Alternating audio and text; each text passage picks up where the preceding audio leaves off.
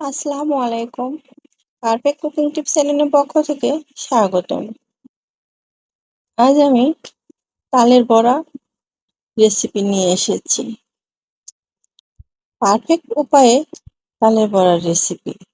আজকে আমি আপনাদের তালের বড়ার রেসিপির সঙ্গে অনেকগুলো টিপস বলে দিব।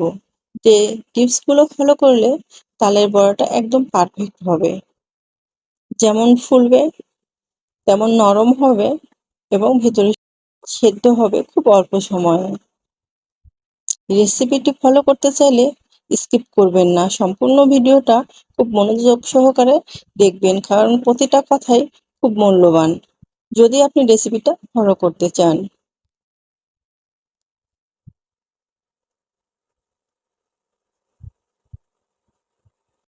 চলুন এবার যাওয়া যাক মূল ভিডিওতে। আমি প্রথমে 1 কাপ সুজি নিয়েছি। সুজিটা আমি পানির মধ্যে কিছুটা ভিজিয়ে রাখবো। 20 মিনিটের মতো আমি পানিতে ভিজিয়ে রাখবো সুজিটা। এভাবে সুজিটা ভিজিয়ে রাখার পরে আমি বাকি কাজগুলো করে নেব। চুলার উপর কড়াইয়ে আমি চালের গুঁড়াটা ভেজে নেব।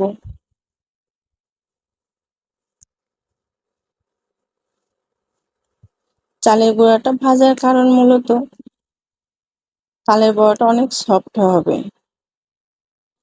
আমি 5-7 মিনিটের মতো চুলার আঁচটা মিডিয়াম রেখে চালের গুঁড়াটা ভেজে নিব।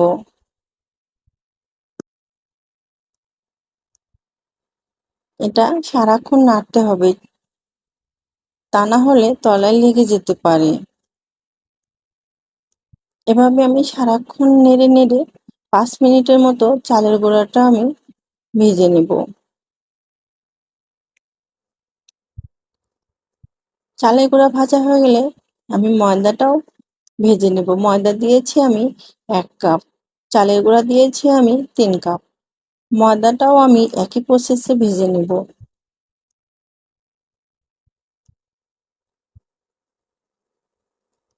অনেক সময় যদি ঠান্ডা বা কাঁচা ময়দাটা দেওয়া হয় বা আটাটা দেওয়া হয় চালের গুঁড়া, সেক্ষেত্রে তালের বড়াটা ভেতরে কাঁচা থাকার সম্ভাবনা থাকে, বা অনেক সময় ভাজতে হয়, অনেক সময় ভাজলে অনেক সময় সেটা অনেক শক্ত হয়ে যায় কিছুক্ষণ পরে।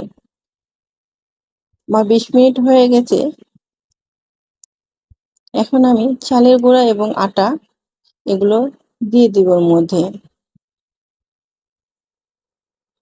আটা বা ময়দা যেটাই বলেন, দিয়ে দিচ্ছি আমি চালের গুঁড়াগুলো।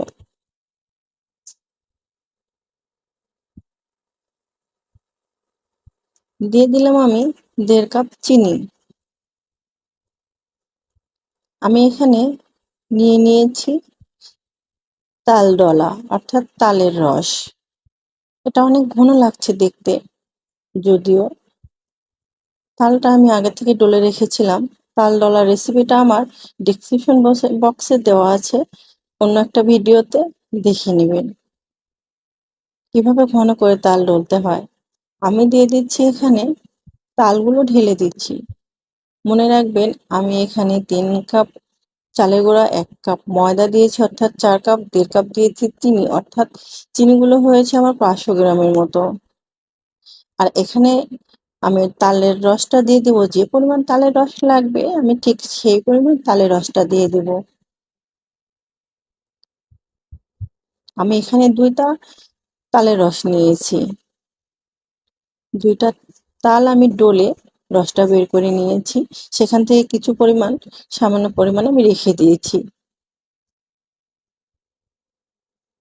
পানি ছাড়া তালের রস যদি ইউজ করেন তাহলে বড়াটা অনেক ভালো হয়। আমি একটু লবণ দিয়ে দিয়েছি, আপনারা চাইলে নাও দিতে পারেন। যখন এভাবে দেখবেন যে হয়ে গেছে, তখন এভাবে আপনারা চেক করে নেবেন আটাটা গলা যখন মনে করবেন হয়ে গেছে। আমি একটা প্লেটের উপর চেক করে দেখিয়ে দিচ্ছি যে হয়েছে কিনা। ঠিক এভাবে ধরবেন, দেখেন যেটুকু মাথায় ছিল সেটুকু পড়তে একটু দেরি হয়েছে, অর্থাৎ হয় নাই। এবার আমি এখানে একটু পানি অ্যাড করে দিব।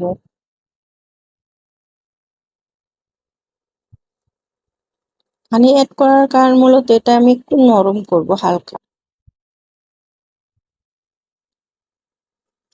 ভিতরে যেন কোনো প্রকার দানা না থাকে সেদিকে লক্ষ্য রাখবেন। অনেক সময় ধরে মাখিয়ে নিবেন।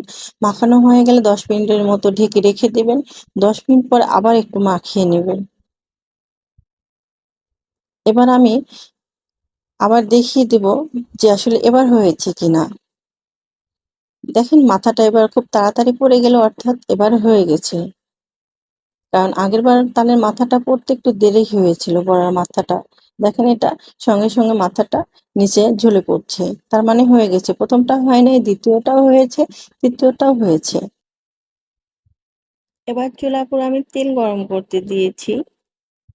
এটাকে আমি হাই ভোল্টেজে গরম করে দেখছি যে আসলে হয়েছে কিনা। এখানে এভাবে হাত দিবেন চুলার উপর, তাহলে বুঝবেন। এবার আমি চুলা আঁচটা কমিয়ে দিয়ে বড়াগুলো সম্পূর্ণ দিয়ে দেব। বড়াগুলো ঠিক এভাবেই দিবেন। যদি সবগুলো আঙ্গুলভাবে অন্যভাবে দেন তাহলে বড়ার সাইজটা অন্যরকম হয়ে যাবে। আর বড়ার সাইজটা কেমন করবেন সেটা সম্পূর্ণ আপনার ব্যাপার। আপনি চাইলে বড়ার সাইজটা যেকোনো রকম করে নিতে পারেন। বড়াটা দেওয়া হয়ে গেলে সম্পূর্ণ বড়াগুলো আলাদা আলাদা করে দিবেন। উল্টানোর সময় আমি একটা বড়া দেখিয়ে দিচ্ছি, দেখেন কতটা ফুলে উঠেছে। প্রতিটা বড়া এভাবে ফুলে উঠবে এবং সফট হবে, কারণ এখানে সুজি অ্যাড করা আছে এবং চালের গুঁড়া এবং ময়দাটা ভেজে নেওয়া আছে। বড়াগুলো দেওয়ার পরে এভাবে আলাদা করে দেওয়ার কারণ বড়াটা দেওয়ার সময় একটার সঙ্গে আরেকটা লেগে যায়। এই কারণে বড়াগুলো আলাদা করে দিতে হয় এবং সারাক্ষণ এগুলো নাড়তে হবে যেন তলায় লেগে না যায়, অর্থাৎ পুড়ে না যায়। খুব কম সময়ে বড়াগুলো ভাজা হয়ে যাবে এবং বড়াগুলো একটা উল্টানেই বড়াগুলো ওঠানো যাবে এবং এটা অনেকটা সফট থাকবে এবং ভেতরে সেদ্ধও হবে। কারণ আমি যে প্রসেসে বানিয়েছি, এই প্রসেসে বানালে সময়টাও অনেক কম লাগবে। দেখেন বড়াগুলো দেখে মনে হচ্ছে বড়াগুলো হয়ে গেছে। এখন আমি বড়াগুলো উঠিয়ে নেব। মনে রাখবেন যদি একটু বড়াগুলো বেশি পরিমাণ ভাজতে চান তাহলে বড়াগুলো শক্ত হয়ে যায়। দেখেন আমার বড়াগুলো কতটা সুন্দর হয়েছে দেখতে এবং সফট হয়েছে। এবং আমি এখন আরেকটা প্রসেস আপনাদের বলে দেব, সেটা হলো বড়াগুলো যখন দিবেন একটু উপর থেকে দিবেন এবং সাবধান যেন হাতে তেল না এসে লাগে। একটু উপর থেকে দিলে সম্পূর্ণ বড়াগুলো গোল হবে। এভাবে আমি সম্পূর্ণ বড়াগুলো ভেজে নিব। ভিডিওটি এতক্ষণ ধৈর্য সহকারে দেখার জন্য অসংখ্য অসংখ্য ধন্যবাদ এবং আমার চ্যানেলে নতুন হয়ে থাকলে অবশ্যই সাবস্ক্রাইব করে দিবেন। আল্লাহ হাফেজ।